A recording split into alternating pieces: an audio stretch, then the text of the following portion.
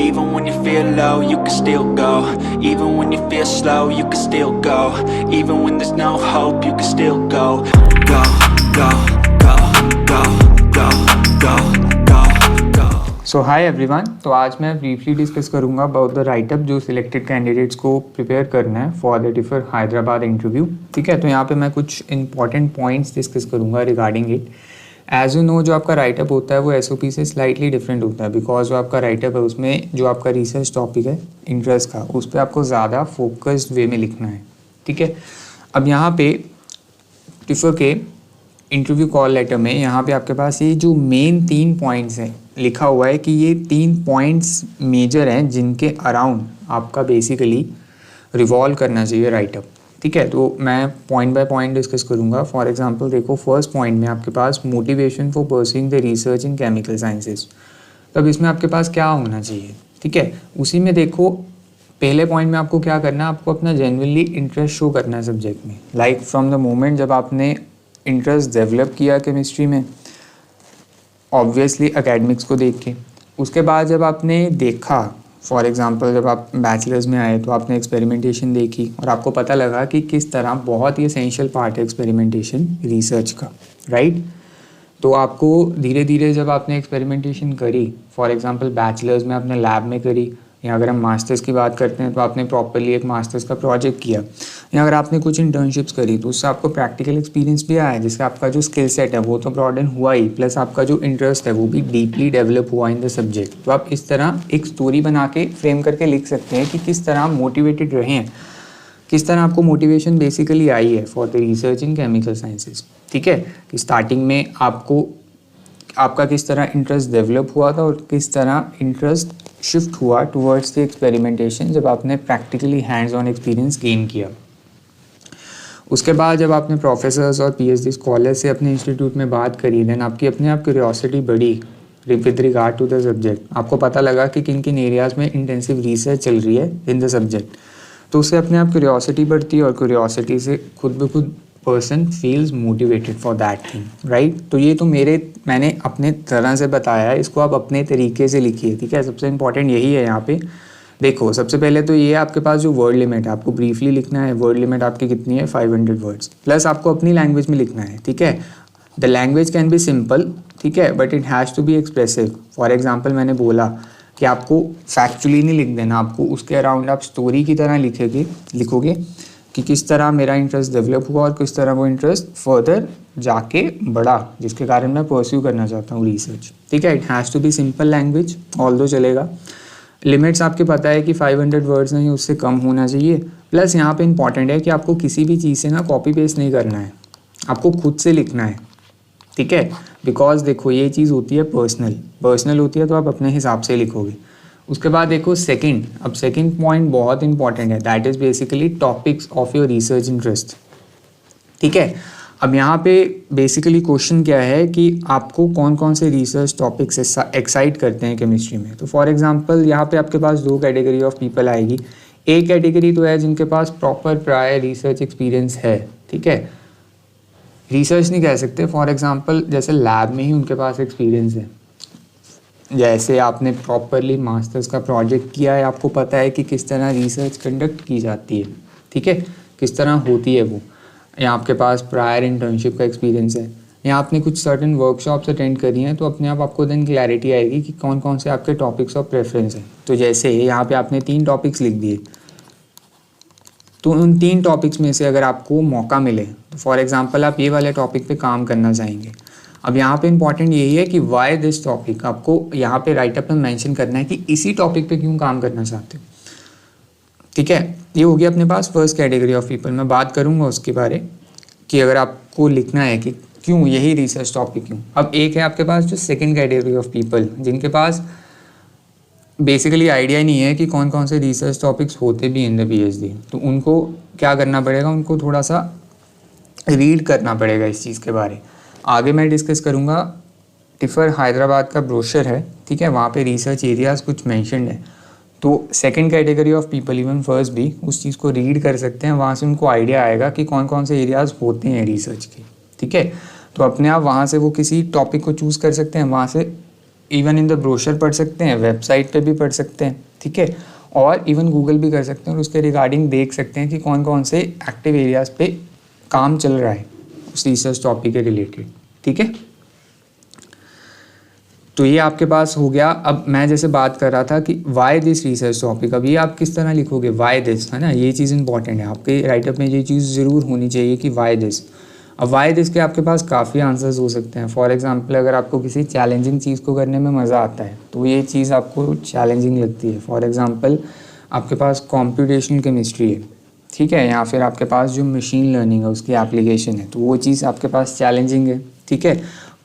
तो आपको चैलेंजिंग चीज़ करने में मज़ा आता है, कोई नई चीज़ करने में मज़ा आता है, इसीलिए आपको उस चीज़ में काफ़ी इंटरेस्ट है, तो आप इस तरह लिख सकते हैं। या फिर अगर वो चीज़, जैसे मैं मेंशन कर रहा हूँ पॉइंट्स, फॉर एग्जांपल आप लिख सकते हैं जैसे कोई चीज़ चैलेंजिंग है, इस कारण आपको उस चीज़ को करने को मज़ा आता है। या फिर कोई चीज़ अगर आपके पास एप्लीकेशन ओरिएंटेड है, ठीक है। अब यहाँ पे मैं एक हो गया एप्लीकेशन ओरिएंटेड, यहाँ आप लिख सकते हो कि उस चीज़ में आपको डाइवर्सिटी दिखती है।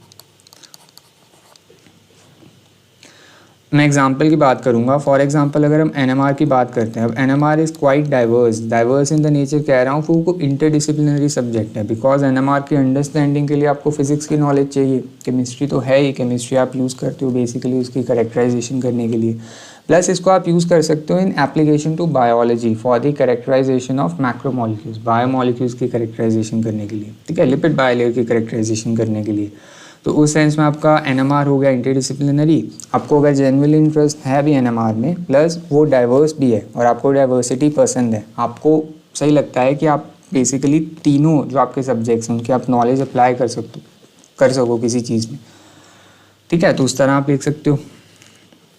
सिमिलरली अगर मैं बात कर रहा था कंप्यूटेशनल केमिस्ट्री की, तो वो एप्लीकेशन ओरिएंटेड भी आपके पास पता है कि ड्रग डिज़ाइन में यूज़ होती है कंप्यूटेशन, तो उस तरह भी आप लिख सकते हैं, ठीक है। तो ये चीज़ इंपॉर्टेंट है कि वाई दिस रिसर्च टॉपिक।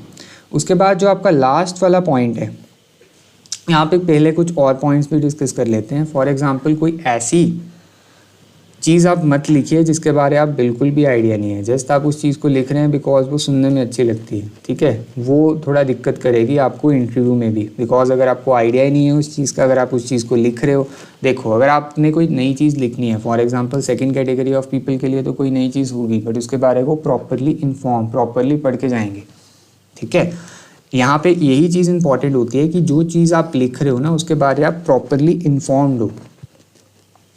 तो यहाँ पे कोई भी ऐसी चीज़ नहीं लिखनी जिसको आपको, देखो वो अगर कॉम्प्लेक्स लगती है तो आप उसको मत लिखो ना। वो यहाँ पे ये चीज़ जज नहीं कर रहे कि आप कितनी कॉम्प्लेक्स चीज़ लिख पा रहे हो, वो यहाँ पे ये चीज़ जनरली मतलब दे आर एक्सपेक्टिंग कि आपका क्या इंटरेस्ट है, आप किस तरह उसको लिख रहे हो, चाहे आपकी सिंपल लैंग्वेज हो, चाहे आपके सिंपल रिसर्च टॉपिक्स हों, बट आपको क्लैरिटी है कि आपके वो क्यों हैं, ये चीज़ इंपॉर्टेंट है, ठीक है।